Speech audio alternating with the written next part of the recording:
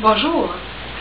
Aujourd'hui, nous sommes dimanche, le 27 septembre 2009. Aujourd'hui, je veux partager avec vous les informations sur Byron Katie, cette femme pour qui j'ai énormément d'admiration. C'est une femme qui enseigne depuis plusieurs années et j'ai été tellement étonnée de découvrir que je ne la connaissais pas encore quand je l'ai découvert cette année. À vrai dire, ça fait 23 ans qu'elle dit qu'elle ne souffre plus du tout, qu'elle n'a plus aucune forme de souffrance psychologique ou physique. Depuis une expérience d'éveil qu'elle a eue il y a 23 ans, elle est maintenant âgée de 63 ans, je crois. Je pense qu'elle a 63 ans, elle va peut-être avoir 64 cette année. Elle est tellement rayonnante, tellement lumineuse. Pour moi, c'est la femme la plus lumineuse, la plus amoureuse que j'ai rencontrée dans mon chemin spirituel. À vrai dire, je ne l'ai pas rencontrée en personne, je l'ai rencontrée à travers ses enseignements, à travers ses vidéos. Elle va venir à Toronto au début d'octobre, à vrai dire, la semaine prochaine. Mais comme je vis avec un petit budget, je crois que je ne pourrais pas me permettre d'y aller, mais je continue d'imaginer le meilleur, puis il y a peut-être un miracle qui va se produire pour que je puisse y aller la semaine prochaine. En général, elle est en Californie, donc c'est beaucoup plus loin, et là, en venant à Toronto, c'était vraiment tout proche d'ici, du Québec, de Montréal.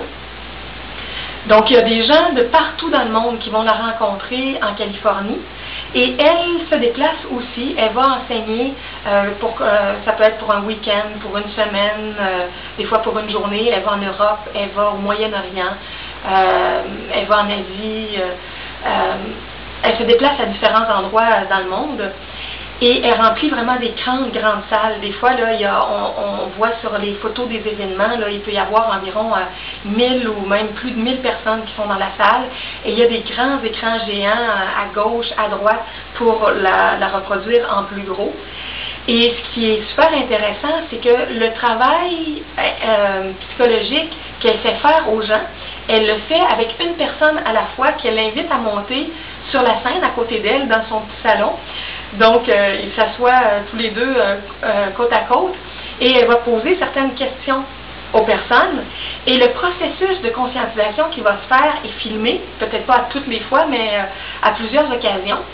Et par la suite, nous, quand on écoute les vidéos sur YouTube ou sur son site, on vit le même processus de prise de conscience que la personne qui était avec elle, parce que les dynamiques humaines sont très universelles.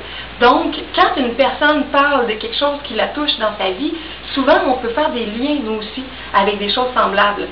Et ce que Byron Katie fait, comment elle aide la personne à se défaire de ses souffrances, juste à écouter les vidéos, on a un processus qui est semblable dans notre vie. Donc, je vous encourage fortement à aller voir ces vidéos ou à vous procurer ces livres. Dans ces livres, il y a beaucoup de transcriptions, de discussions qu'elle a eues, de processus de décristallisation des pensées de souffrance. Et à lire les histoires de cas dans les différents livres qu'elle a écrits, on fait des tonnes et des tonnes de prise de conscience. C'est vraiment génial. Je vais vous montrer brièvement ces livres. Il y en a 5, 3 qui ont été écrits 3 qui ont été traduits en français et 2 qui ne sont pas encore traduits. Le tout premier, Aimer ce qui est, c'est vraiment la base. Je vous invite vraiment à commencer par celui-là, Aimer ce qui est. Et, ah oui, en sous-titre, c'est marqué vers la fin de la souffrance. Elle nous apprend vraiment à ne plus nous battre avec n'importe quelle situation et à aimer ce qui est et à partir de là pour faire quoi que ce soit qu'on a à faire, à vivre. Mais c'est beaucoup plus profond, là. Je le dis juste comme ça là, pour l'instant.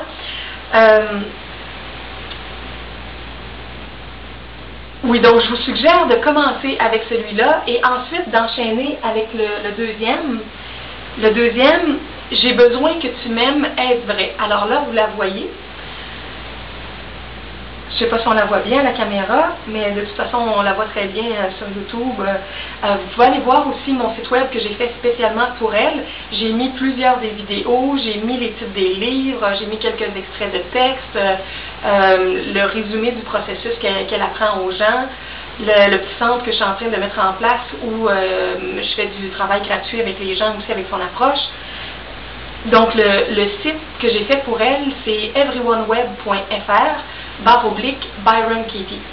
everyoneweb.fr/Byron Katie. BYRONKATIE. Il y a beaucoup de personnes qui l'appellent Katie directement.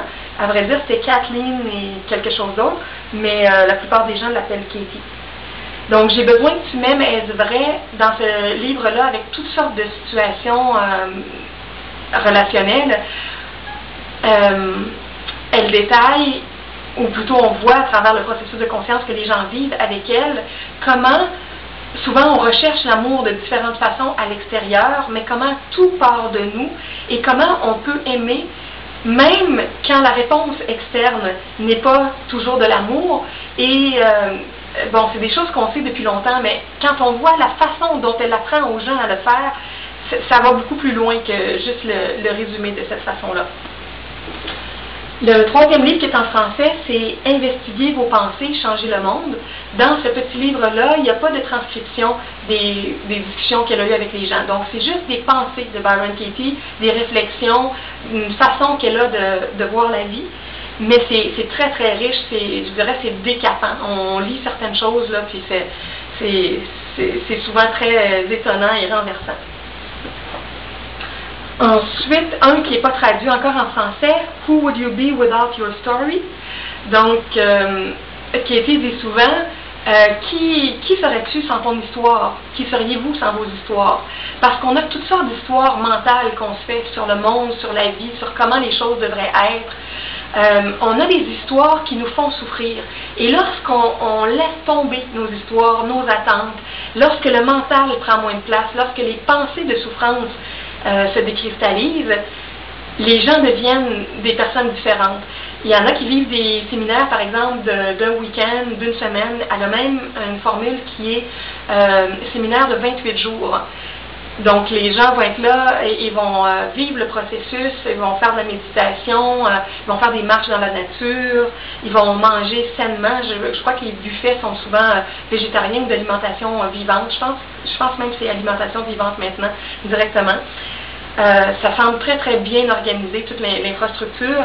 Et les gens qui vivent ça, qui prennent un processus plus long, comme ceux qui prennent 9 jours, ou plus, retournent chez eux et souvent les gens sont vraiment surpris de voir tous les changements et comment émotivement ces personnes-là ne réagissent plus de la même façon. Alors ça, c'est son super livre avec beaucoup, beaucoup d'histoires de cas, « Who would you be without your story ?» Et le dernier, « A Thousand Names for Joy », je pense que dans une autre vidéo, je l'avais nommé, puis je m'étais trompée, j'avais dit « A Thousand Names for Love ». Mais c'est semblable, hein? La joie, l'amour, c'est très proche. Le sous-titre « Living in Harmony with the way things are ». Donc, vivre en harmonie avec la façon dont les choses sont. Bon, c'est artisanalement traduit. Alors ça aussi, c'est particulier. Elle l'a écrit avec son amoureux qui est Stephen Mitchell. Et lui, Stephen Mitchell, il traduit des livres anciens comme le Tao Te Ching. Il s'intéresse beaucoup aux livres de la tradition avec les grands mystiques, les grands sages d'autrefois. Et Stephen présentait à Byron Katie, au plus simple, des petites phrases de ces sages-là.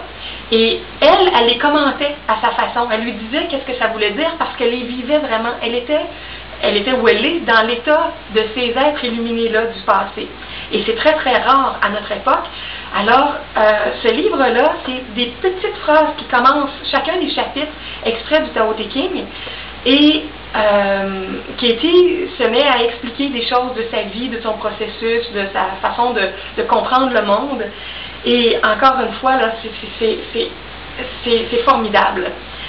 Je vous dis, si vous prenez le temps de lire un livre comme ça, là, vous allez voir qu'il existe des gens dans des états d'illumination sur notre Terre, que c'est extraordinaire, leur cheminement. À vrai dire, quand elle a vécu son éveil, elle s'est retrouvée dans un état d'union, d'unité avec tout ce qui existe,